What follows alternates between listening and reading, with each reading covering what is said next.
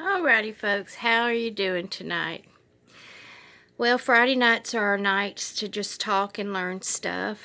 I haven't foraged all week. I did cut some seed heads and stick them in a bag, but and I have made a few salves, and I have ground up a bunch of leaves. Ground them and put them in paper bags.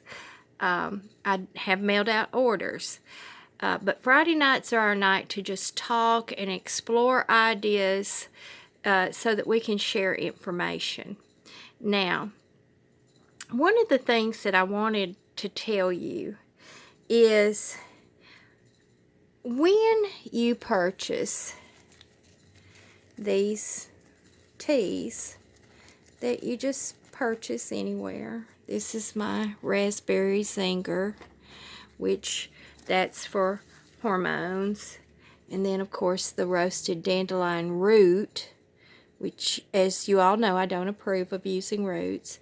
And then there's nettle leaf. Now, the reason I get nettle leaf is I am still unsure of myself and not confident when it comes to harvesting nettle. So I'll purchase the tea. And these are all very inexpensive. But I want you to think about what's in these little bags. Those are the loose leaves of the plant, or in this case, the root.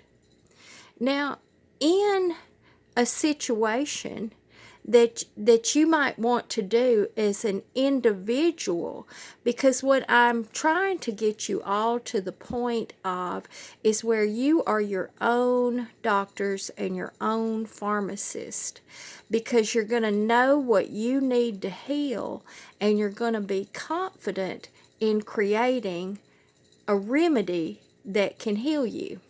So let's take this for example. Okay, hang on. I just have to step across the room to get a bottle.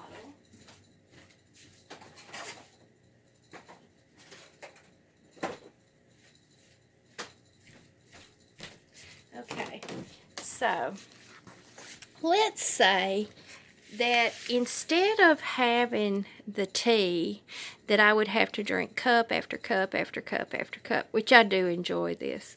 I do like drinking because I'm a Southern woman.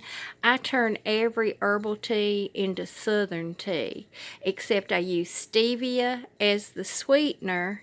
And sometimes I do mix the black pekoe or the orange pekoe in with it so that it tastes like Southern tea.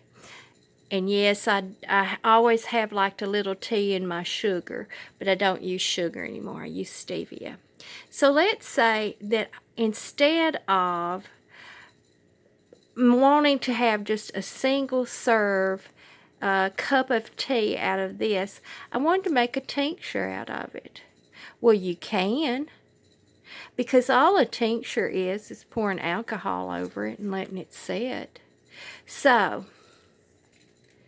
here's my little bottles. These are the little 2-ounce glass bottles, and I have them with lids that screw on them and the droppers.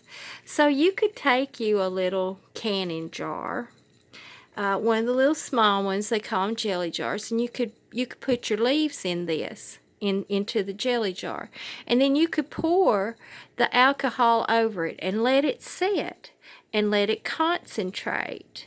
And there are various time frames of how to do your tincture and how long to leave them.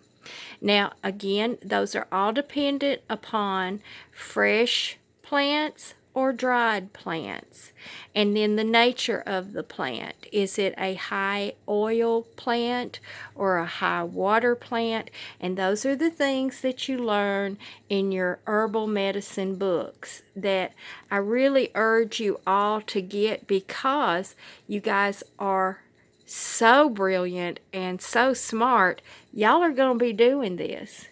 You're not going to need to order anything from anywhere. You're going to do it yourselves. So let's take the loose tea leaves out of this and just snip it, pour it into your jelly jar, and then take your alcohol and pour on it. Now, a dry material like this, you would only have to use a 40% mixture, 40% or higher, and you can add water to it, and you can screw a lid on it, and you can leave it and turn it into a tincture, so that then you can pour that into one of these little bottles with the dropper, and you can take little drops because it's all concentrated.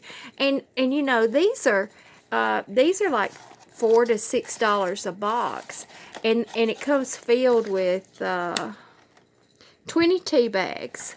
So you go in and you take you 2 or 3, and you have you a little basic tincture kit in any of these loose leaf teas.